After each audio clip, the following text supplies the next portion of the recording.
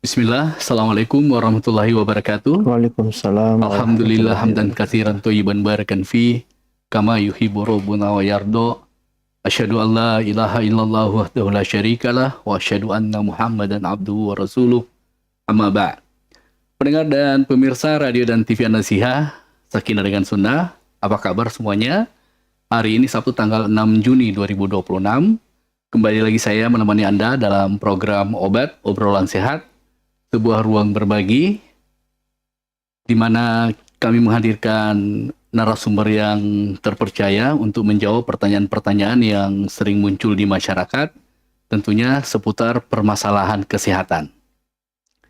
Kali ini kita akan membahas sebuah tema yang sangat dekat dengan kehidupan keluarga, khususnya bagi para calon orang tua, yaitu persalinan normal dan operasi sesar. Nah, mungkin ada yang bertanya-tanya, mengapa seorang ibu bisa melahirkan normal, sementara ibu lainnya harus menjalani tindakan operasi sesar? Apakah persalinan normal adalah pilihan yang terbaik, atau justru persalinan operasi sesar adalah pilihan yang lebih aman untuk kondisi tertentu? Lalu, apakah seorang ibu yang telah menjalani sesar harus menjalani sesar lagi untuk kehamilan berikutnya? Di masyarakat kita juga beredar banyak anggapan dan cerita yang sangat membingungkan. Ada yang mengatakan persalinan normal lebih cepat pulih, ada pula yang mengatakan operasi sesar itu lebih praktis dan tidak terlalu menyakitkan. Namun benarkah demikian? Menurut ilmu kedokteran, menariknya keputusan untuk memilih metode persalinan, apakah mau persalinan normal atau sesar, ternyata tidak semudah memilih satu di antara dua pilihan. Ada banyak faktor medis yang menjadi pertimbangan dokter, tentunya demi keselamatan ibu dan bayi. Nah, faktor-faktor apa saja?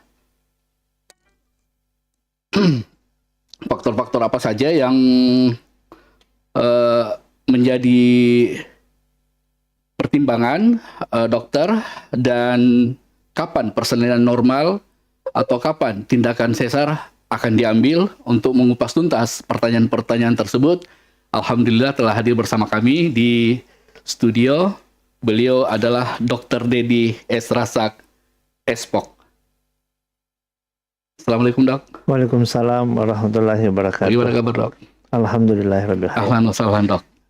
Insya Allah beliau akan memberikan penjelasan ilmiah dan mudah dipahami, dan tentunya bermanfaat untuk kita semua, termasuk Anda para ikhwah yang akan menjadi calon ayah atau ayah dari bayi yang tengah dikandung. Baik, bersama saya Fatih Adam yang akan menemani Anda, dan sebelum kita masuk ke pembahasan utama, insya Allah kita akan berkenalan lebih dekat dulu dengan dokter kita. Dan telah bersama kita seorang dokter spesialis obstetri, ginekologi, atau yang lebih dikenal dengan dokter kandungan. Sehari-hari menangani berbagai persoalan kesehatan, Dok, ya. Ada reproduksi wanita, kehamilan, persalinan, hingga kesehatan ibu dan bayi. Baik, Dok, boleh diceritakan sedikit kenapa kepada pendengar nih dan pemirsa tentang perjalanan pendidikan dan pengalaman dokter hingga akhirnya menekuni bidang obstetri dan ginekologi. Apa yang membuat dokter tertarik memilih bidang ini? Padahal kan, don't take it personal, Dok, ya. Dokter adalah seorang laki-laki yang harus banyak bersentuhan dengan kesehatan ibu dan proses kelahiran. Nah, tafadhol, Dok. Ya, terima kasih Ustadz. Alhamdulillahirabbil alamin. Rabbi shrah li sadri wa yassir li amri wahlul 'uqdatam min lisani yafqahu qawli. Ya, hari ini merupakan juga jawaban doa, ya, bahwa saya harus hadir di sini menyampaikan apa yang menjadi keilmuan saya. Ya, saya menganggap ini sebagai bagian daripada dakwah sesuai tupoksi saya. Karena saya bukan ahli agama, tapi insya Allah saya akan tetap belajar juga tentang agama. Dan itu harus, ya.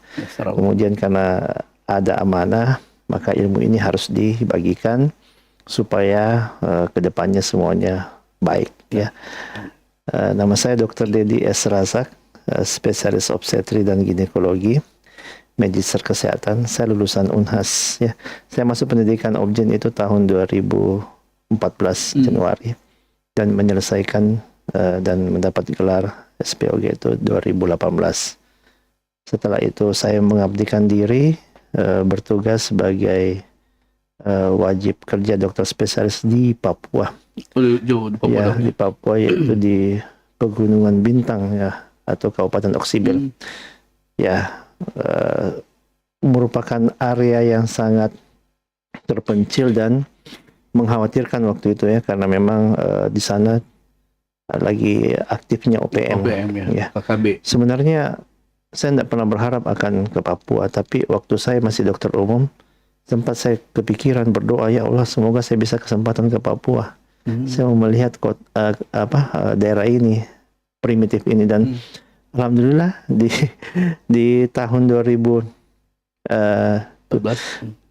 itu saya diberikan rezeki untuk bertugas di sana dengan mengemban amanah dari salah satu program daripada presiden kita waktu itu, Jokowi, yaitu wajib kerja dokter spesialis, dan saya harus bertugasnya 1 tahun. Alhamdulillah saya bisa melihat langsung kehidupan primitif warga Papua, pegunungan. Ya, habis itu selesai 1 tahun 2019 saya kembali ke, tapi saya belum bisa masuk Makassar waktu itu. Saya harus dipanggil untuk bergabung di rumah sakit pemerintah Kota Tarakan. Di Kalimantan. Ya, di Kalimantan Utara. Alhamdulillah saya sempat 2 tahun sana, dan waktu itu memang lagi puncak-puncaknya COVID. Ya, Tarakan waktu itu masuk zona hitam. Jadi banyak kasus kematian karena pandemi COVID waktu itu. Alhamdulillah 2021 saya baru bertugas di Makassar, dan saya dipanggil oleh guru saya Profesor Yani untuk bergabung di Fakultas Kedokteran dan Ilmu Kesehatan Universitas Muhammadiyah. Dan sekarang saya juga sebagai dosen aktif mengajar di Departemen Obstetri dan Ginekologi Fakultas Kedokteran Universitas Muhammadiyah, juga memegang pengajar juga di blok kegawat daruratan, juga aktif juga mengajar mahasiswa preklinik dan klinik itu. Selain itu juga jadi dosen di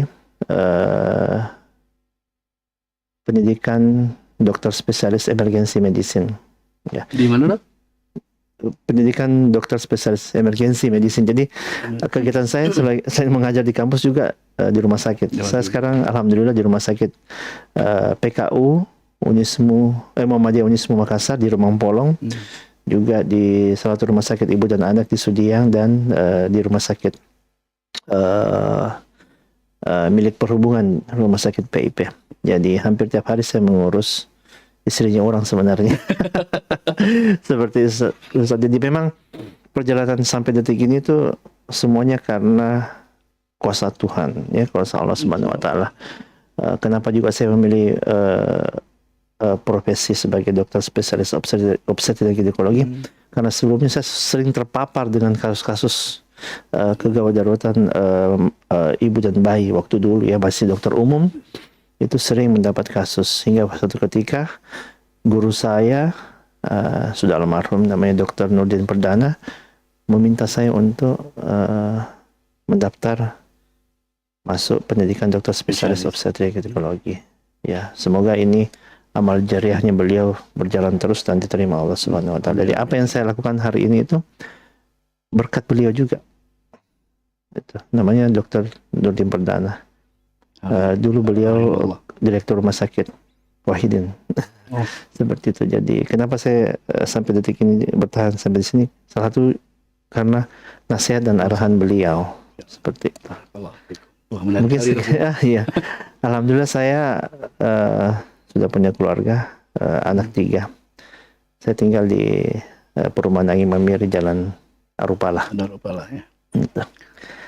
Keseharian juga ada buka praktek. Saya tidak praktek, Ustadz. Saya lebih banyak melayani pasien BPJS. Jadi 3 rumah sakit yang saya tempati untuk praktek ini hampir boleh dikata 90% itu adalah pasien BPJS. Ya. Untuk pribadi, alhamdulillah tidak ada. Ya. Baik dok, dari tahun 2018 ya sebagai dokter spesialis obstetri dan ginekologi, boleh nggak berbagi selama berpraktik ada pengalaman atau momen yang berkesan bagi dokter ketika membantu proses persalinan Ya, seorang ibu dok? alhamdulillah perjalanan sampai detik ini banyak pengalaman Ustadz ya. Saya pernah tugas di Papua yang saya cerita, saya pernah bertugas di Kalimantan Utara, saya pernah juga tugas di Kalimantan Selatan di Kabupaten Kapuas, pernah juga dan terakhir di Makassar ini. Waktu masih pendidikan sempat juga mengabdi di Pinrang dan Erdekang. Alhamdulillah baik kasus emergensi maupun non emergensi itu yang saya temui banyak ya. Kalau berbicara tentang temanya ini kan kembalikan lagi bahwa antara persalinan normal dan sesar sebenarnya yang saya amati ini kebanyakan ya kesiapan untuk menghadapi persalinan itu rata-rata tidak siap. Rata-rata tidak siap sehingga pasien berakhir kepada operasi ya. Sebenarnya bukan pilihan, tapi yang menentukan itu pasien sendiri. Tapi sebenarnya kalau mau diurut ke belakangnya doa. Kebanyakan pasien itu tidak berdoa dengan baik, sehingga pada akhirnya dia mengalami tantangan di akhir menjelang persalinannya. Nah itu, seperti yang saya sempat diskusikan sebelum kita melakukan pertemuan ini bahwa esensinya perempuan itu secara teori 80% itu bisa bersalin normal. Teori mengatakan ya. Menurut evidensi itu 80% ibu hamil insya Allah itu harusnya normal. 80% normal.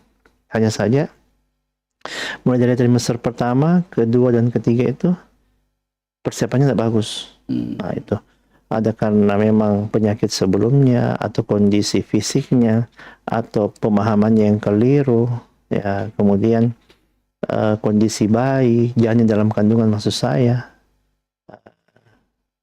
ya banyak faktor. Terkadang kontrol kehamilannya yang tidak optimal, ya. Tapi berani saya katakan bahwa yang paling penting adalah persiapan sebelum hamil. Jadi jangan cuma hamil saja, tapi persiapannya yang paling penting. Jadi sebelum akan hamil atau sebelum hamil sebaiknya pasangan suami istri ini konsul dulu. Ini yang paling hampir tidak pernah saya mendapatkan kunjungan ke praktek itu. Ada sih tapi tidak banyak. Dalam sebulan syukur kalau ada satu. Kebanyakan datang di kita sudah hamil. Datanglah sebelum hamil. Kita edukasi supaya dia siap. Supaya kehamilannya bagus, supaya dia paham bagaimana menjalankan kehamilan dan persiapannya menjelang persalinan. Nah, terkadang paling sering datang di kita di rumah sakit dalam kondisi sudah trimester 2 dan trimester ketiga yang hampir dikatakan ada masalah, baik dari asupannya, ya, kondisi fisik yang mengalami kelebihan berat badan, atau kondisi janin dengan posisi yang tidak sesuai, dan perjalanan kehamilannya yang tidak ada kegiatan aktivitas boleh dikata seperti olahraga ringan maupun sedang supaya menunjang persiapan persalinannya. Nah itu. Kemudian jarang tapi adalah pasien yang datang di kita itu belum waktunya sudah membicarakan, dok saya mau sesar. Saya mau sesar karena ini biasa juga karena bisikan mertuanya, biasa juga karena bisikan orang tuanya, biasa juga karena dia mendengar informasi-informasi yang boleh dikata belum tentu benar dari media sosial maupun dari keluarganya terkait kehamilannya, yang dia lebih percaya itu ketimbang tenaga medis. Makanya di era sekarang ini kebanyakan pasien datang di kita sudah punya pemahaman sebenarnya. Pemahamannya yang superficial, yang belum kedalaman. Terkadang kita luruskan kembali di saat dia datang di kita di rumah sakit maupun di poli, untuk kita jelaskan kembali bahwa pemahamannya yang selama ini itu diluruskan aja. Ya, karena sudah banyak informasi yang mereka sudah dapat, tapi perlu disadari bahwa apapun yang didapat dari informasi di media sosial maupun informasi dari keluarga atau sekitarnya itu tidak semuanya akan sama dialami oleh pasien itu, karena saya yakin Tuhan juga menciptakan manusia dengan rezekinya beda-beda. Beda-beda gitu. ya. Berarti masing-masing memiliki kondisi yang tidak sama ya. Tidak sama. Tidak boleh kita menganggap apa yang dialami teman, keluarga akan kita alami juga. Tidak boleh begitu. Karena insya Allah beda. Ini kemudian peran kita sebagai dokter meluruskan, mengedukasi supaya pasien dan keluarga tidak terjebak di situ. Dan yang paling penting juga, terkadang pasien datang sendiri, suaminya nggak ada. Ini yang kadang saya kesalnya. Padahal dalam hukum dan agama, suami menentukan. Suami sini perannya sangat-sangat penting, sangat-sangat penting. Perannya sebagai pendampingan, memberikan kasih sayang. Kalau perlu kasih sayang itu ekstra 3 kali lipat. Beda sebelum dia hamil. Hamil ya. Iya. Kemudian mensupervisi istrinya setiap saat, baik asupan, emosinya, istirahatnya dan sebagainya, supaya ibunya ini mengalami kehamilan yang sangat dalam kondisi emosional yang baik gitu, kejiwaan yang stabil. Dalam arti kata, peran suami sangat-sangat penting. Baik, Dok, biasanya kan ketika seorang ibu sedang hamil, itu tidak sedikit dari calon ibu itu pasti merasa khawatir, cemas, dan kekhawatiran ini juga memicu timbulnya kekhawatiran pada suami atau pihak keluarga yang lain, Dok. Nah, biasanya kan masyarakat mendengar istilah persalinan normal dan operasi sesar itu muncul anggapan bahwa yang satu lebih baik daripada yang lain. Biasanya seperti itu, Dok. Nah, sebenarnya bagaimana pandangan dunia medis mengenai hal tersebut? Dan apa yang harus masyarakat ketahui oleh calon orang tua terkait kedua metode persalinan ini, Dok? Ya.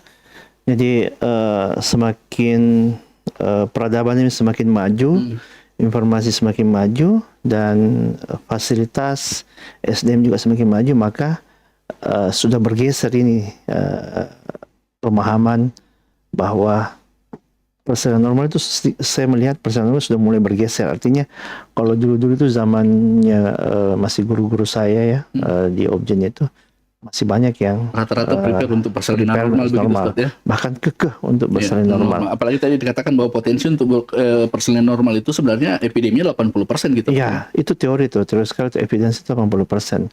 Ya, itu. Tapi sekarang ini karena perkembangannya yang saya katakan tadi itu, pasien dan keluarga sudah tersugesti nih. Sudah tersugesti bahwa kalau tidak bisa normal ya sesar. Nah, yang mana bagus, normal atau sesar? Tetap saya mengatakan normal. Saya juga diajar untuk mengedukasi dan berupaya mengimplementasikan semua pranikah, kehamilan dan menjelang persalinan itu upayakan lahir normal. Selama dia kontrol di rumah sakit, selalu kita sugesti ibu dan pasangannya, terutama suaminya, untuk persiapan lahir normal. Hanya saja terkadang ada hal-hal tertentu yang cuma dokter saja yang bisa mengkaji berdasarkan keilmuannya supaya mencegah kesakitan yang berkelanjutan, maka pasien kadang dipersiapkan untuk sesar. Nah, jadi intinya kalau ditanya yang mana bagus, normal atau sesar, tetap normal. Karena recovery-nya bagus ya. Seketika setelah melahirkan, ibu seketika bisa beraktivitas normal ya. Bayinya juga seketika bisa recovery juga bagus, optimal ya, bisa langsung menyusui ke ibunya atau ya, inisiasi menyusui dini. Jadi efek yang ditimbulkan dari persalinan itu bagus ya. Bahkan sebuah penelitian mengatakan lahir normal itu menginduksi kecerdasan bayi dibandingkan mereka yang lahir secara sesar. Nah itu. Nah kemudian kalau satu kali sesar atau sudah pernah sesar, maka kehamilan berikutnya sesar lagi, cenderung sesar lagi. Pertanyaan kemudian, apakah bisa lahir normal setelah sesar? Bisa. Hanya saja angka kejadian resiko kecacatan dan kematian juga lumayan ya, ada resiko kesana, Dok, ya. Iya. Jadi itu yang berapa lama biasanya, Dok, paling aman? Jadi paling sesar secara teori itu dari jarak dari persalinan sesar ke hamil berikutnya disarankan di atas 2 tahun atau di atas 18 bulan untuk bisa hamil lagi, tapi lebih aman 3 tahun ke atas. Anggaplah mainnya tidak aman nih, Dok. Ya? Tiba-tiba hamil lagi di bawah 2 tahun. Iya.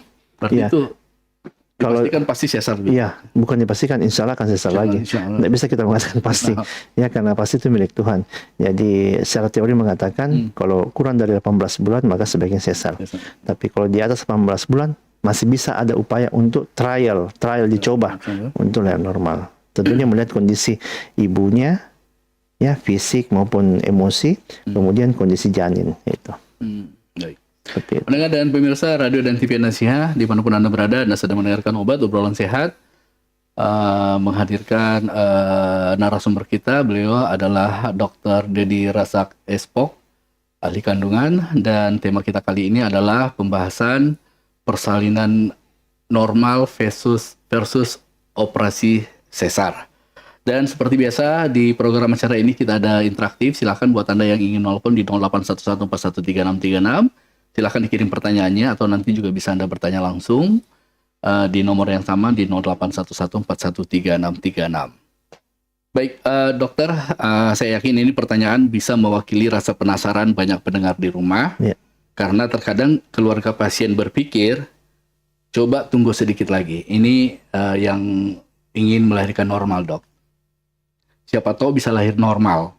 Bahkan ada yang merasa sayang jika harus beralih ke operasi sesar. Ya. Setelah menunggu proses persalinan normal cukup lama. Kira-kira apa yang bisa terjadi, dok, jika rekomendasi operasi sesar yang sebenarnya sudah mendesak justru ditunda karena masih berharap persalinan normal itu bisa berlangsung? Ya. Oke. Ini juga saya sudah pikirkan ya, ada hal yang ingin saya sampaikan. Sekali lagi bahwa pentingnya konseling pratika atau konseling sebelum hamil. Nah, disitulah kita bisa mensugesti pasien dan suami bagaimana ketika hamil dan persiapan persalinan. Hanya saya sekali saya katakan tadi Ustadz bahwa kebanyakan pasangan itu datang di kita sudah dalam kondisi hamil. Jadi agak sulit kita mensugesti lagi karena kadang datang dengan kondisi-kondisi kehamilannya dengan keluhan-keluhannya. Ya, lebih bagus kita mengsugesti dari awal bahwa sebelum hamil ini dipersiapkan. Nanti ketika hamil demikian yang harus diperhatikan. Nah, menjelang persalinan ini juga yang harus diperhatikan. Nah, itu. Ustadz, sebelum semua ibu hamil saya katakan secara teori 80% bisa bersalin normal. Ada 3 sebenarnya faktor penentu lahir normal. Ada faktor ibu, faktor janinnya, dan faktor panggulnya. Nah, itu. Ini panggul yang terakhir dievaluasi. Biasanya kita lebih concern ke kondisi ibunya, baik itu fisiknya dan mentalnya.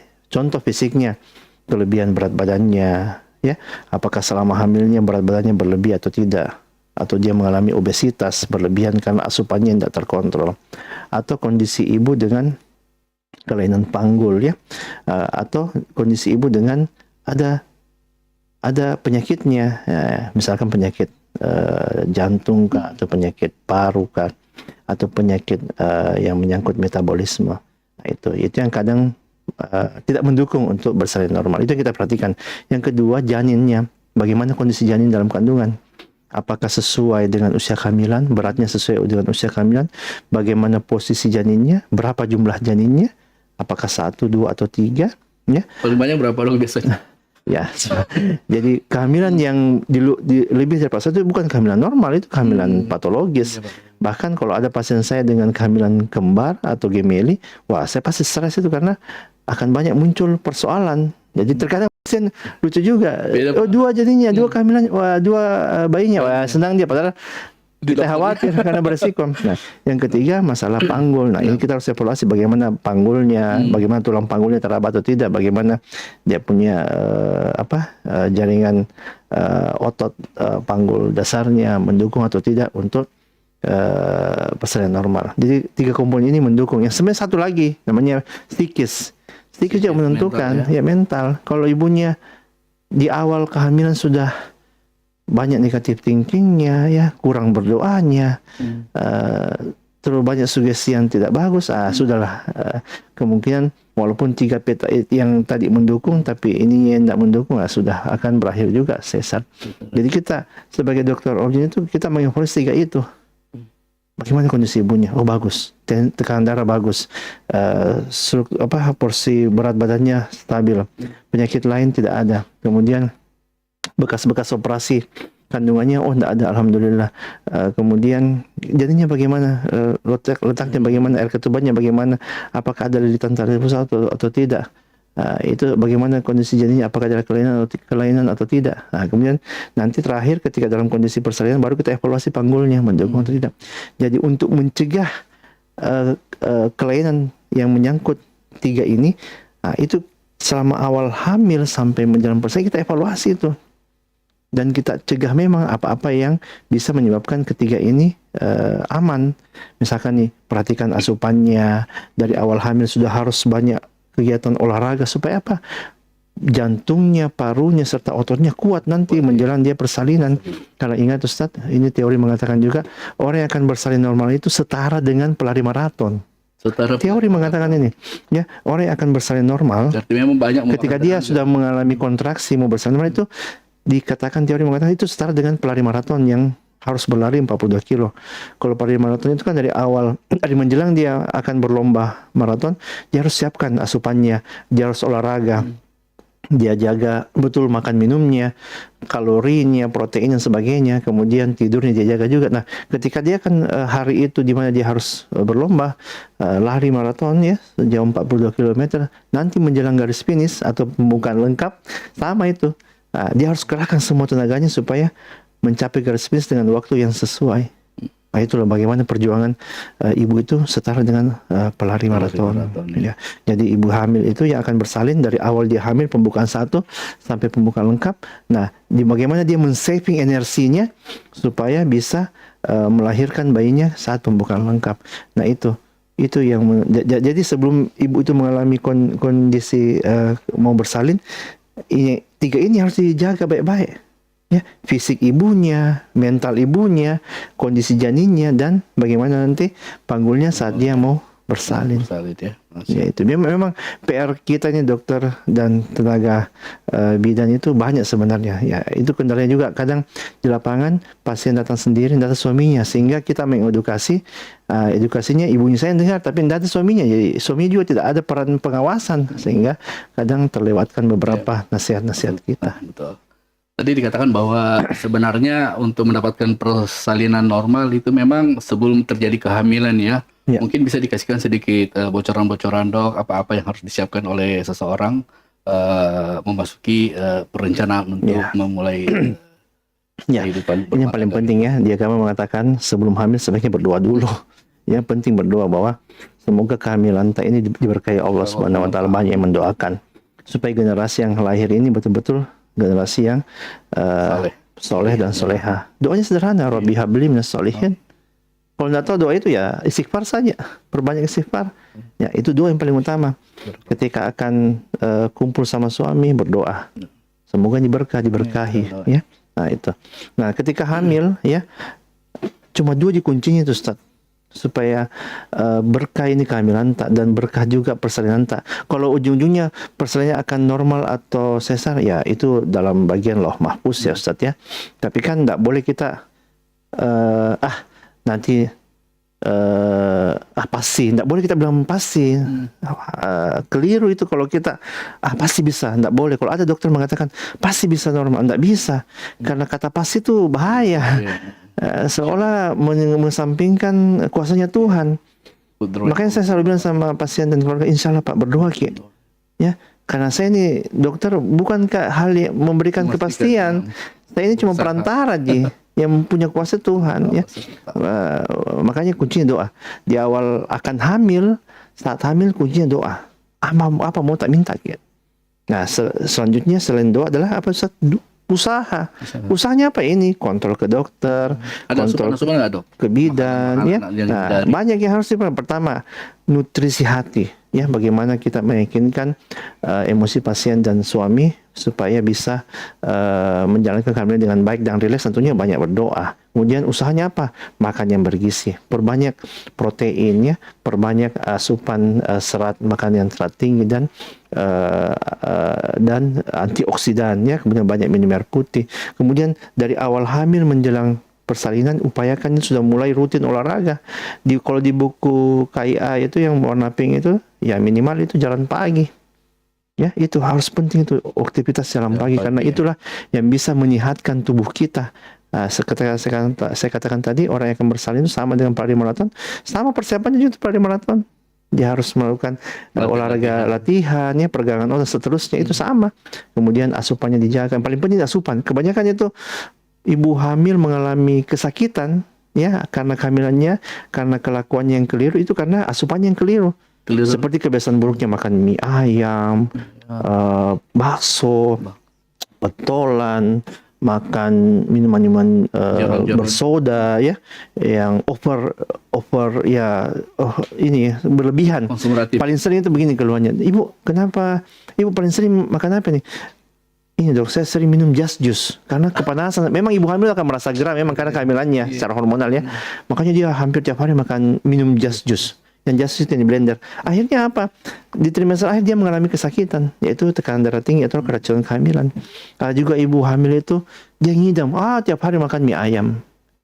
Ya, tidak salah sih. Sekarang saya tanya Ustaz, ada nggak penjual yang merugi? Tidak ada. Rata-rata penjual itu pasti banyak penyedap rasanya, pengawetnya yang kita nggak tahu, ya.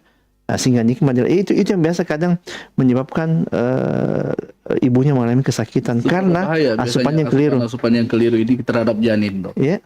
Seberapa bahaya asupan-asupan ini kalau kelebihan gula, kelebihan garam, apalagi kita nggak tahu dia menggunakan pengawet, ya, alam-alam, ya. Itu yang bisa menyebabkan kesakitan ibunya dan janinnya. Makanya ibu hamil disarankan sederhana makanannya apa? Ya, makanan rumahan. Tahu, tempe, telur, ikan yang paling bagus itu. Ayam, ya, kalau mau lebih bagus daging, sayuran, semuanya sayuran boleh, sayur kangkung, ya, bayam, sayur daun kelor, ya, banyak minum air putih, ya, itu. Selebihnya makan buah. Tidur ini, kebanyakan ibu hamil saya perhatikan sering begadang. Saya tanya, kenapa begadang susah tidur? Kenapa? Karena ini bukan sebenarnya karena main HP. Jadi dia begadang sampai jam 1. Akhirnya nyeletus juga suaminya, iya dok, susah saya tidur karena scroll HP bahkan sampai jam 3 subuh. Akhirnya apa? Itu juga yang menyebabkan juga kesakitan dia. Jadi ibu hamil itu disarankan juga tidur siang dan tidur secepat mungkin, ya, jangan begadang, tidak boleh. Ya, minimal setengah 10 itu sudah tidur. Mungkin ada gangguan dari janin bayi yang banyak. Ya, memang ada, tapi nggak boleh juga diikuti. Dia harus sugesti dirinya untuk tidur. Ya. Karena dalam kondisi tenang, tidur juga, janin juga akan tidur. Karena kalau janin juga tidak, kalau ibunya dalam kondisi begadang atau tidak ada istirahatnya, bayi juga akan terganggu. Dia juga butuh istirahat juga. Kalau dalam kandungan janin sudah mengalami stres karena aktivitas ibunya terlalu banyak, itu akan mengganggu kecerdasannya juga. Seperti itu. Tapi tadi menarik tuh, dok. Katanya kecerdasan bayi yang lahir normal itu lebih baik dibandingkan yang menjalani tindakan operasi sesar, dok, ya? Iya. Karena begini, itu sebenarnya ada beberapa pakar yang mengatakan, ya, sebenarnya keuntungan lahir normal itu lebih banyak keuntungannya di ibunya sebenarnya. Resiko ke bayinya ada. Kalau sesar itu keuntungan di bayinya, tapi ibunya yang tidak bagus karena kan luka sayatan. Tapi ada yang mengatakan kalau dia lahir normal itu, maka seketika bayi itu akan kemudahan untuk inisiasi menyusuinya segera. Ya, itu yang menyebabkan dia namanya immediately skin to skin, ya. Sebenarnya pakar anak yang berbicara di sini itu lebih bagus, tapi saya cuma mengupas sepintas saja. Jadi seketika bayinya lahir normal tanpa penyulit dan seketika bayinya juga segera berada di kedekatan ibunya, seketika bayi itu akan mengenal, oh inilah bau badan ibu saya, oh inilah suara jantung ibu saya, dan seketika attachmentnya, pendekatan antara ibu dan ke bayinya itu terbentuk di situ. Itu merangsang juga sel saraf otaknya juga kan berkembang secepat mungkin. Nah, kalau sesar kan kita perhatikan rata-rata habis sesar dibawa ke kamar bayi, dibersihkan, ya, sebentar baru ketemu ibunya, ya. Tapi sekarang sudah mulai digalakkan itu operasi sesar. Seketika kalau bayinya bagus sudah bisa juga menyusui dini, gitu. Pendengar dan pemirsa, Anda masih mendengarkan Obat Obrolan Sehat bersama dokter kita, Dokter Dedi Razak Espok. Beliau adalah seorang ahli kandungan dan tema kita pekan ini adalah persalinan normal versus operasi sesar. Salah satu momen yang paling menegangkan dalam proses persalinan adalah ketika tim medis ini menemukan tanda, Dok, bahwa bayi dalam kandungan mungkin sedang ada masalah misalnya. Padahal keluarga sudah menanti nih tangisan pertama buah hati. Nah, dalam situasi seperti ini, kita sering mendengar istilah gawat janin, Dok. Istilah mungkin sudah sering cukup disebut ya, tapi mungkin masih banyak belum dipahami oleh masyarakat kita. Sebenarnya apa yang dimaksud dengan gawat janin? Apa tanda-tandanya dan mengapa kondisi ini sering menjadi alasan dilakukan operasi sesar? Ya, pertanyaan yang bagus. Ya, memang ini agak berat juga ya penjelasannya karena pengkajiannya banyak. Jadi sepintas saya jelaskan bahwa gawat janin itu adalah kondisi di mana janinnya mengalami kondisi yang butuh segera perhatian. Pada saat ibu bersalin, kondisi sudah pembukaan namanya fase aktif, maka petugas harus melakukan observasi ketat, bahkan diawasi kondisi ibu dan janinnya itu tiap 30 menit. Ya, setiap saat dikunjungi, diperiksa ya, dan dinilai bagaimana kondisi detak jantung. Nah, gawat janin bisa muncul kapan saja ya, bisa saja saat awal persalinan, saat sudah mau buka lengkap, bahkan sudah saat pengeluaran. Ya. Di kondisi itu akan seketika petugas melaporkan, "Dok, gawat janin." Kenapa kok? Ya, bisa karena ditandai dengan apa itu? Detak jantung janinnya itu melebihi normalnya, biasanya di atas 160 atau di bawah 120 detak jantung janin per menitnya. Manakala kondisi itu dilaporkan, biasanya dokter akan memberikan instruksi untuk melakukan tindakan. Kondisi gawat janin itulah yang biasa menyebabkan pasien sebagai indikasi dilakukan tindakan seksosesaria. Apakah petugas bisa mengetahui pasien akan mengalami gawat janin? Bisa. Biasanya pasien datang di kita, ibu hamil dengan kondisi misalkan demam ya, atau dia sudah mengalami pecah ketuban di awal sementara belum ada tanda persalinan, atau pasien mengalami kesakitan misalkan dia batuk lama, entah karena terpapar daripada suaminya yang sering merokok, atau memang karena gizinya tidak bagus, atau dia dari perjalanan ke luar negeri atau travel kemana, datang di kita sudah dalam kondisi ibunya tidak sehat, entah dengan demam atau batuk atau ada penyakit lain yang menentu. Jadi penyebab gawat janin itu bisa karena pecah ketubannya, bisa karena infeksi, bisa juga karena ini juga lilitan tali pusat. Ya. Nah itu. Jadi banyak penyebab sehingga bayinya dalam kandungan mengalami gawat janin. Makanya di rumah sakit itu ketika pasien sudah diobservasi, dikatakan sudah mau bersalin, petugas akan melakukan observasi ketat, dipantau dalam namanya lembaran partograf. Itu tiap 30 menit kita akan pantau. Bahkan kalau kondisi gawat, maka seketika kita petugas akan melakukan tindakan. Saat itu juga tanpa mendelay. Ya, mau tengah malam, mau jam berapa harus seketika. Jadi itu komitmen kuat dari rumah sakit dalam kondisi apapun, contoh gawat janin, maka harus melakukan tindakan yaitu mempercepat persalinannya, ya, atau dengan melakukan tindakan sesar seperti itu. Gawat janin merupakan salah satu indikasi dilakukan tindakan sesar. Gawat janin, Dok. Ya. Baik Dok, saya akan bacakan dulu. Sudah ada pertanyaan yang masuk dari pendengar kita. Dok, bagaimana kalau istri yang qadarullah sudah sesar 3 kali? Apakah dengan memakai KB termasuk hal yang diperbolehkan dari sisi medis? Dan ini bertanya, Dok, dan apakah dari sisi agama sesuatu hal yang diperbolehkan juga? Ya. Jadi sekali lagi saya katakan bahwa doa kuncinya, doa dan usaha. Doa dan usaha.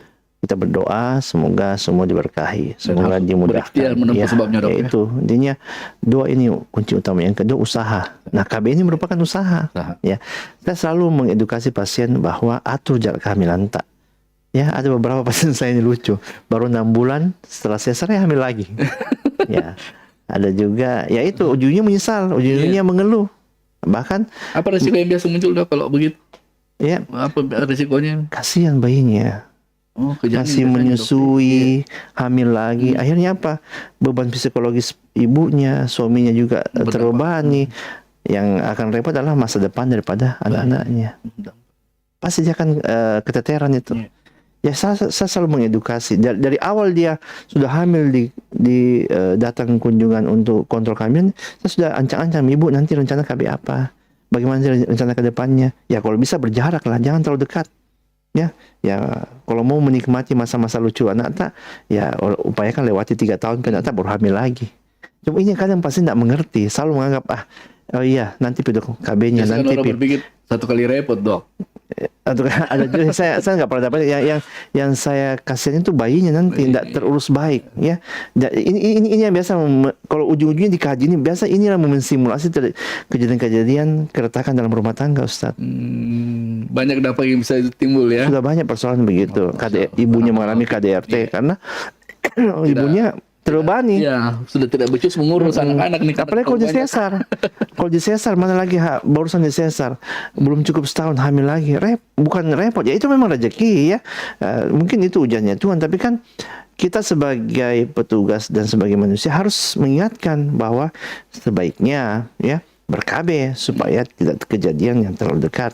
Kita kan mau menghindari kejadian-kejadian tidak diinginkan. Kalau misalkan dia di sesar, hamil dalam waktu dekat, ya itu kita khawatirkan lukanya itu bisa belum sembuh sempurna dan terjadi robek lah begitu. Tapi insya Allah aman ya, sejauh ini jarang. Maksud saya kalau bisa dikasih space waktu lah di atas 2 tahun untuk hamil berikutnya. Apalagi yang perlu saya tekankan ini mereka yang habis sesar. Kalau 3 kali sesar, apakah bisa hamil berikutnya? Bisa, tapi dengan resiko yang sangat tinggi. 2 resikonya itu kecacatan dan kematian. Semakin bertambah jumlah sesar, maka semakin tinggi resiko mengalami kecacatan dan kematian. Kecacatannya apa, Dok? Ya itu kecacatan mesti di operasi yang besar, ya diangkat kandungannya, atau ibunya mengalami perawatan lama di ICU, atau mendapatkan pasokan darah untuk meningkatkan jumlah darah ya karena kehilangan darah itu. Pertanyaan keduanya nih, Dok. Dokter ada di rumah sakit mana kalau mau konsul? Ya alhamdulillah saat ini saya lebih banyak di rumah sakit PKU Muhammadiyah Unismu Makassar Jalan Remampolong, ya. Itu rumah sakit miliknya Universitas Muhammadiyah. Itu termasuk rumah sakit baru ya. Ya cuma lokasinya di Goa. Nah itu selebihnya saya di rumah sakit ibu dan anak Malai Ibu Husada di Jalan Guaria Sudiang, dan di rumah sakit PIP Jalan Tentara Pelajar. Ini ada satu yang menarik, Dok. Itu tadi dokter sempat sebutkan bahwa salah satu persoalan janin gawat darurat itu adalah lilitan tali pusar, Dok.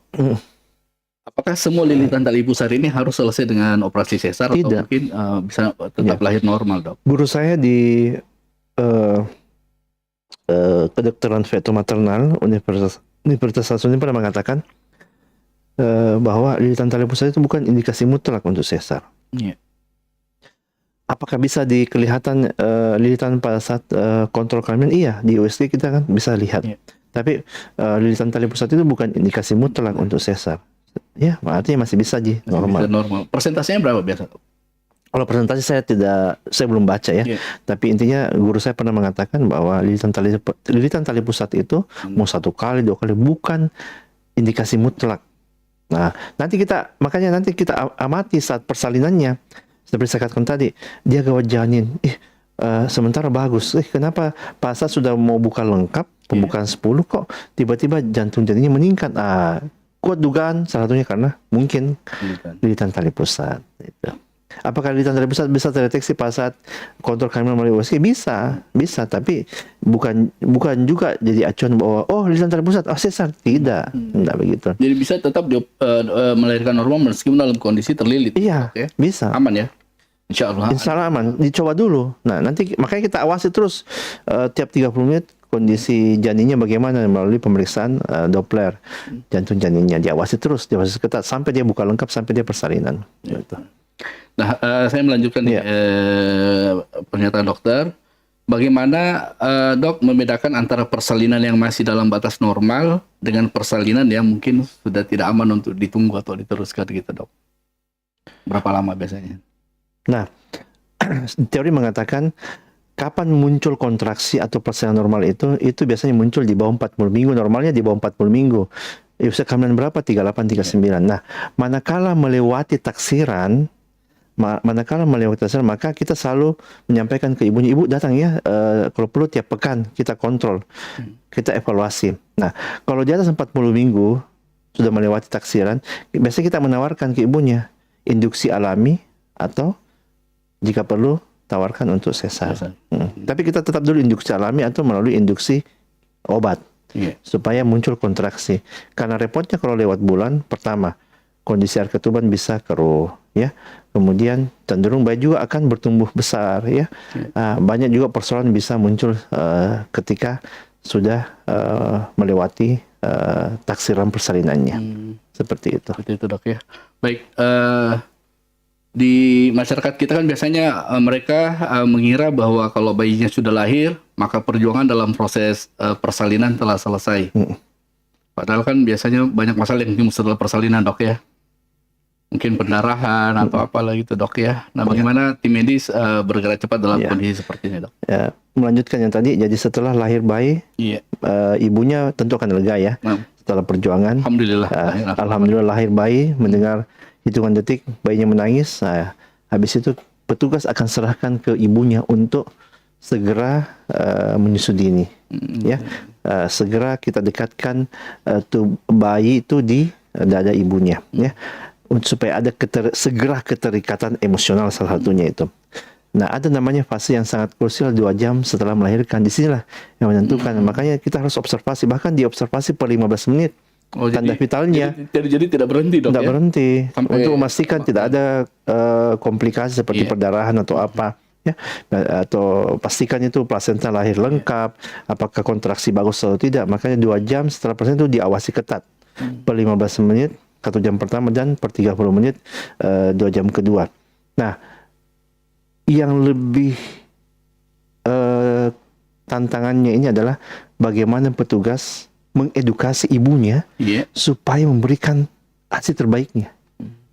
ASI terbaik. Minimal 6 bulan dan maksimal 2 tahun. Itu yang paling penting. Bagaimanapun juga ASI lah yang terbaik. Cuma kadang kan pasien belum ada yang belum keluar ASI-nya sudah menyerah, akhirnya beli susu formula. Akhirnya tidak ada upayanya memberikan ASI. Jadi itu yang paling susah, karena disinilah ibu sudah mulai membiasakan diri terjaga tengah malam, kapanpun untuk memberikan ASI. Tapi saya lihat beberapa pasien saya dengan mental tidak siap, akhirnya tidak keluar, tidak aktif ASI-nya, akhirnya dikasih susu formula. Akhirnya repotnya lagi dia harus menyisihkan sebagian ekonominya untuk memberi susu.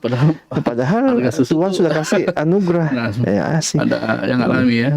Itu yang kadang saya selalu, ibu aktif menyusui, ibu ingat ASI yang terbaik, kasih ASI untuk lancar ASI, makan yang baik, banyak minum air putih, ya. Semakin kita rajin memberikan ASI, maka kesembuhan itu organ kandungan habis melahirkan cepat juga sembuh. Jadi ASI ini penting sebenarnya, minimal 6 bulan dan maksimal 2 tahun. Ini yang tantangannya petugas ini mengedukasi, menyampaikan pesan ini dan supaya pasien itu mengimplementasikan. Semoga terjadi dalam pelaksanaan untuk pemberian ASI kepada bayi itu yang ada biasa masalah, Dok. Bayinya yang rewel lah, tidak mau minum ASI, tapi lebih suka ke susu formula. Alhamdulillah, ya, kalau menurut saya bayi itu kodratnya memang ASI. Ya, masa dia mau kasih susu sapi? Ya, jadi harus sebaiknya, bukan harusnya sebaiknya. Harus disugesti dulu ibunya supaya memberikan air susunya ke bayinya. Agak memaksa lah, Dok, ya. Karena upaya-upaya mencegah stunting, upaya-upaya mencegah retardasi pertumbuhan atau keterlambatan pertumbuhan perkembangan itu bagian daripada pencegahan adalah pemberian ASI. Itu paling penting. Jadi status gizi bayi itu ditentukan dari upaya ibunya memberikan ASI. Itu yang terbaik. Gitu.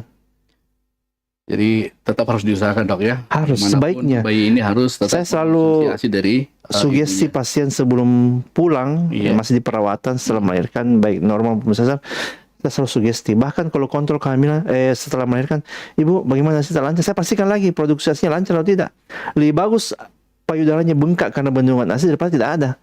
Artinya kalau dia bengkak berarti rajin memberikan ASI, overload. Makanya saya bilang, ibu kalau perlu Beli alatnya, pompa sih, Iya, pompa ya. keluarkan. Bayinya tidur, nah pompa supaya tidak terbendung ASI Iya, gitu. berarti memang harus ada effort lah ya dari orang. Iya, memang harus effort. Jadi petugas itu harus effort, harus usaha keras mengedukasi, konseling, mensugesti ibunya supaya memberikan ASI karena itu yang terbaik. Itu kalau dia tidak memberikan ASI, dia tidak bersyukur sama Tuhan itu. Percaya saya. Mengingkari nikmat Tuhan itu ya. Kami juga dulu anak kurang mengkonsumsi ASI dok itu karena rewel untuk dikasih susu. Jadi biasa dipompa juga, udah dipindahin ke botol juga berat. Akhirnya konsumsi ASI-nya sedikit. Sampai sekarang udah gede. Ya, memang kalau bayi seketika menyentuh itu protein susu, itu kuasa Tuhan itu fisiologis itu sudah langsung memproduksi ASI, akan berkelanjutan. Terkadang itu saya lihat ibunya mana lagi suaminya kurang perhatian, nah, tidak ada usahanya juga perhatiannya ibunya ke bayinya untuk memberikan ASI. Sebenarnya ini tergantung daripada perhatian ibu atau kasih sayang ibu dan perhatian suami. Mereka ini suami dan ibu harus kerjasama. Bagaimana supaya ibunya ini memberikan ASI-nya. Nah itu. Baik. Pendengar dan pemirsa, Anda masih mendengarkan Obat Obrolan Sehat bersama dokter kita, Dr. Dedi Razak Espok, Hafizallahu Ta'ala. Ya, Insya Allah beliau telah membagi ilmunya banyak sekali terkait tema kita, persalinan normal versus operasi sesar. Dan dokter kita sudah menjelaskan bahwa kalau disuruh memilih, maka pilihannya adalah di persalinan normal. Beliau juga telah menjelaskan bahwa 80% potensi untuk melahirkan normal itu ada ya. Jadi memang operasi sesar ini harusnya hanya menjadi sebagai salah satu alternatif apabila memang terjadi hal-hal yang tidak diinginkan sehingga harus dilakukan operasi sesar sebagai tindakan yang diambil. Baik, dok, di dalam dunia persalinan ini kan biasa juga kita dengar istilah klamsi, apa itu dok ya? Ya. Klamsi. Eklamsi. Iya. Itulah orang awam bilang ini keracunan kehamilan. Oh, keracunan kehamilan. Iya, komplikasi. Jadi karena dia hamil mengalami komplikasi, kesakitan. Apa penyebabnya biasa itu ya? Banyak penyebabnya. Bisa karena ibunya, bisa juga karena janinnya. Ibunya misalkan ibunya obes, kemudian sudah ada riwayat tekanan darah tinggi sebelum hamil, atau riwayat penyakit autoimun atau penyakit ginjal atau penyakit paru sebelum hamil, atau jarak kehamilannya sekarang dengan kehamilan sebelumnya itu terlalu jauh, ya. Kemudian kehamilannya saat ini dia kehamilan kembar, bukan satu janin tapi 2 atau 3. Kemudian faktor gizi juga, ya. Nah, selain itu ada juga ibu yang tidak ada faktor risiko, tapi dia mengalami eklamsi. Nah, contoh yang saya katakan tadi, selama dia hamil dia terlalu percaya diri, akhirnya apa? Semua makanan dia makan. Makan es krim, makan coklat, makan minuman-minuman cepat saji, atau serba yang manis-manis, atau goreng-gorengan, atau yang saya bilang tadi, makan bakso, mie ayam. Akhirnya dia mengalami yang namanya keracunan kehamilan atau orang bilang eklamsia. Dan ini merupakan sekadar informasi bahwa eklamsia sebagai penyebab, salah satu penyebab kematian nomor 2 ya di dunia saat ini. Selain perdarahan pasca salin, yang kedua penyebab kematian ibu itu adalah eklamsia. Ini yang sangat dikhawatirkan. Sekedar info juga, beberapa bulan lalu saya menghadiri audit maternal di salah satu kabupaten dan saya mengaudit 3 kasus kematian ibu di tahun ini. Tahun ini kematiannya yang diaudit dok? Berarti mau dicari penyebabnya? Iya, kita dari penyebab kematian itu kita ngambil lesson learn-nya, pembelajarannya. Salah satunya adalah eklamsia. Salah satunya karena eklamsia, kematiannya karena eklamsia. Yang satunya itu karena perdarahan setelah melahirkan. Kan ada 3 kematian itu. Yang ketiga ini adalah karena penyakit jantungnya. Di pasiennya itu sudah memiliki penyakit jantung, cuman dia tidak berobat rutin. Nah, hamil lagi yang keempatnya, karena bertambah bebannya, akhirnya kehamilannya menyebabkan dia kesakitan, akhirnya meninggal itu pasien. Tapi dia meninggalnya di rumah sakit Unhas. Ya. Tapi kalau misalnya kematian daripada ibu masih bisa menyelamatkan janin dok? Tergantung bisa saja bisa saja tidak bisa, ya tergantung respon time petugas. Karena ada pasien juga terlambat dirujuk, ada juga pasien terlambat datang ke rumah sakit, dia biarkan. Kayak 2 tahun lalu di rumah sakit tempat saya tugas di Unism itu, pasiennya hamil kalau tak salah hamil ketiga atau hamil keempat, datang sudah dalam kondisi tidak sadarkan diri. Rupanya sebelum diantar sama keluarganya ke rumah sakit masuk IGD, dia sudah mengalami kejang beberapa kali di rumah dan di perjalanan. Datang di kami sudah ada kondisi tidak sadarkan diri dan akhirnya meninggal. Jadi itu bahayanya. Jadi penting sekali, sangat-sangat penting pemeriksaan kehamilan rutin ya, terutama di puskesmas. Dan jika perlu kali sebut ya, biasanya. Ya sebut ya dalam rentan waktu kehamilan itu minimal 6 kali. 6 kali dok ya. Iya, dan insya Allah saya yakin teman-teman di puskesmas, apalagi di wilayah Kota Makassar ini, akan merujuk ke rumah sakit jika ada indikasi untuk dirujuk ke rumah sakit untuk mendapatkan pelayanan oleh dokter spesialis kandungan. Kalau memang ada indikasinya seperti yang tadi itu, kemungkinan dia mengalami eklamsi, atau kemungkinan dia akan mengalami perdarahan postpartum, atau dia akan mengalami perdarahan saat hamil, itu petugas-petugas di puskesmas atau klinik sudah akan segera merujuk. Baik, saya mau menyikat waktu dok. Ini ada beberapa pertanyaan lagi masuk. Ya. Dok, untuk ibu hamil dengan riwayat plasenta previa total, apakah kehamilan berikutnya posisi plasenta akan selalu di situ yang menutup jalur lahir atau bisa berpindah sehingga bisa melahirkan? Kayaknya mahasiswa ini dok. Jadi teorinya mengatakan kalau kehamilan sebelumnya pernah plasenta previa atau ari-arinya menutupi jalan lahir, apakah kehamilan berikutnya berisiko? Iya, sekitar 10-20% kehamilan berikutnya bisa berulang lagi plasenta previa. Kalau 2 kali kehamilan dengan plasenta previa, maka yang ketiga hamil semakin tinggi. Begitu teorinya mengatakan ya. Sekali lagi, makanya sebelum hamil berdoa dulu, semoga tidak mengalami risiko yang berulang itu. Ya. Baik. Pertanyaan berikutnya dok. Bismillah, izin bertanya dok, saya sudah 2 kali sesar, sering sakit bagian tempat anestesi dulu. Apakah itu salah satu efek dari sesar ya? Dan mohon diberi tips dok buat kami yang tidak bisa lahiran normal tapi masih ingin punya anak. Syukron. Ya, kalau bekas biusnya sakit, saya tidak bisa menjawab secara terperinci, tapi penyebab pasti belum pasti itu penyebabnya ya. Sekedar info bahwa semua ibu hamil ya, salah satu keluhannya adalah nyeri pinggang, dan itu adalah keluhan alat gerak karena kehamilannya. Intinya begini, saya mau katakan bahwa ibu hamil itu banyak keluhannya. Salah satunya adalah keluhan-keluhan mengenai daerah panggul, tulang belakang ya, apalagi kram-kram tangan, contoh juga ya, kram-kram otot-ototnya, mana lagi gatal-gatal kulitnya, itu termasuk bagian daripada keluhan kehamilannya. Karena kehamilannya dia akan terbebas dari keluhan itu kalau lagi tidak hamil. Intinya seperti itu saya mau katakan. Jadi ibu hamil itu banyak keluhannya. Contoh keluhan susah tidur karena gerakan janin, iya. Kram kebas-kebas tangannya atau kakinya, iya, bengkak kedua kaki, iya, itu bagian daripada keluhan karena kehamilannya. Kemudian kulit menghitam, gatal, muncul flek di muka, itu bagian daripada karena kehamilannya. Itu akan insya Allah hilang ketika dia setelah melahirkan. Seperti itu.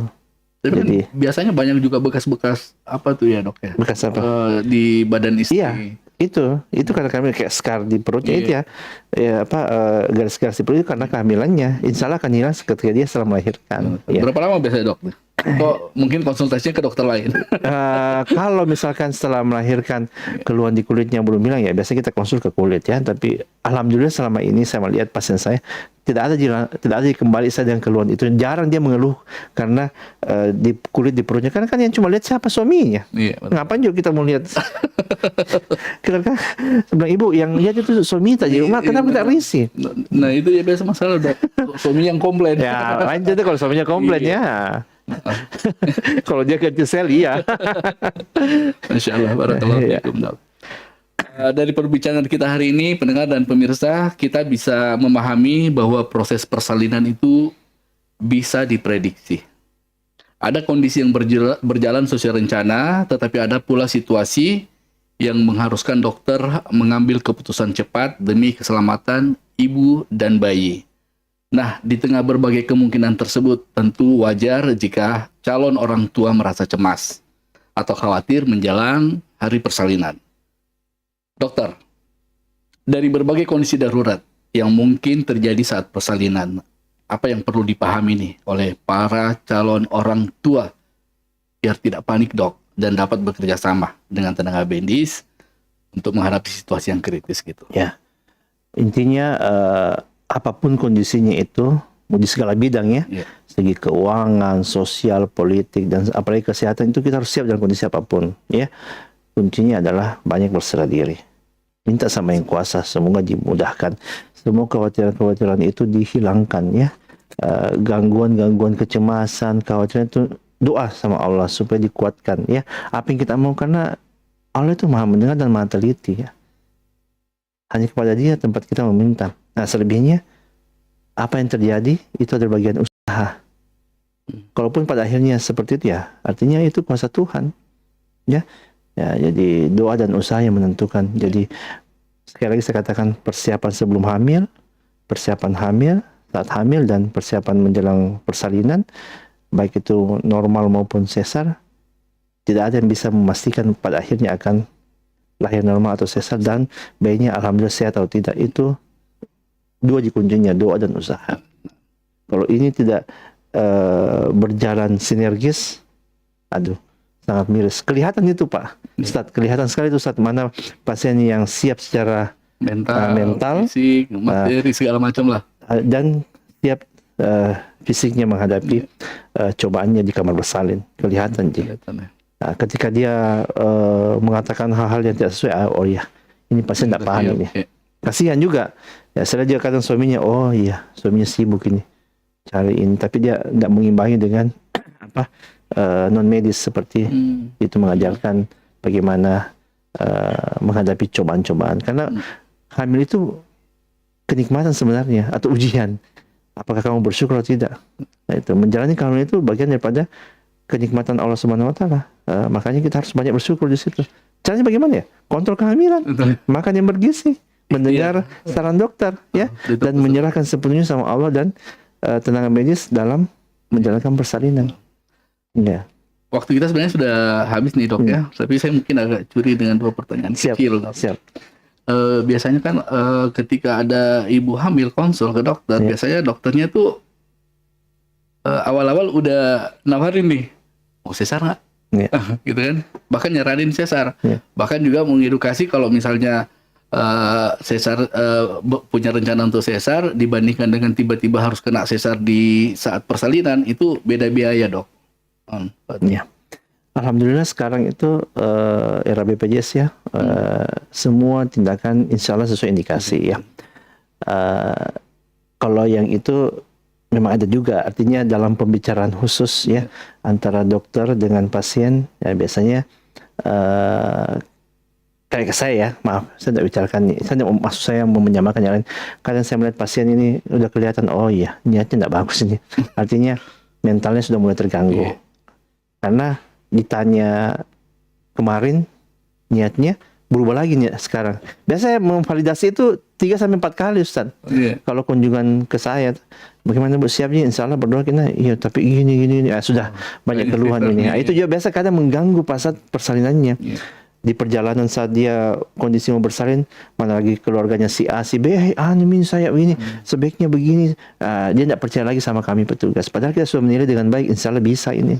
Nah, itu. Jadi kemudian mengenai, memang kalau dikatakan bahwa persalinan yang sesar yang terencana dengan tidak terencana itu, artinya yang kondisi medis emergensi beda biayanya. Kalau berbicara pasien non asuransi atau privasi, biasanya begitu Ustaz. Kalau di rumah sakit, karena memang ada pembagian berdasarkan biayanya juga. Dan tiba-tiba. Tapi kalau BPJS insya Allah sama semua, ditanggung semua. Baik. Jazakallahu khairan, barakallahu fikum. Syukran. Afwan. Baik pendengar dan pemirsa radio dan TV An-Nasiha Sakinah dengan Sunnah. Hari ini kita belajar bahwa persalinan normal maupun operasi sesar bukanlah soal mana yang lebih hebat atau lebih baik. Tidak ada ibu yang lebih hebat karena melahirkan normal dan tidak ada ibu yang kurang berjuang karena harus menjalani operasi sesar. Di balik keduanya ada pengorbanan, ada keberanian, dan harapan yang sama, yaitu menghadirkan buah hati ke dunia dengan selamat. Pada akhirnya yang terpenting bukanlah seorang bayi yang dilahirkan, melainkan bagaimana ibu dan bayi dapat melalui proses persalinan dengan selamat dan sehat. Terima kasih kepada Dr. Dedi Esrasak, Espok, Hafizahullah Ta'ala, atas ilmu dan wawasannya yang telah dibagikan kepada kita semua untuk hari ini. Semoga Dengar, pemirsa, saya Fatih Adam, pamit undur. Sampai jumpa di Obat Obrolan Sehat pekan depan. Subhanakallahumma wa bihamdik, asyhadu an la ilaha illa anta astaghfiruka wa atubu ilaik. Wassalamualaikum warahmatullahi wabarakatuh. Waalaikumsalam warahmatullahi wabarakatuh.